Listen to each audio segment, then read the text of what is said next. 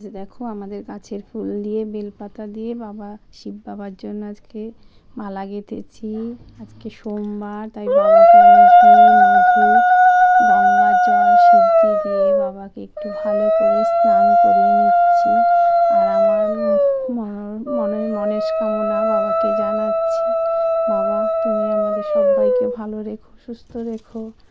তারপরে স্নান করিয়ে আমার গাঁথা মালাটা বাবাকে একটু পরিয়ে দিলাম। তারপরে বেলপাতা, নীলকণ্ঠ ফুল, আকন্দ ফুল দিয়ে বাবাকে নিবেদন করলাম। বাবা, তুমি আমাদের সবার মনস্কামনা শোনো বাবা, সব মনস্কামনা পূরণ করো বাবা।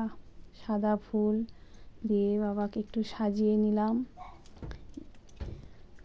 সাজিয়ে নেওয়ার পর বাবাকে একটু আরতি করে নিলাম প্রদীপ দিয়ে।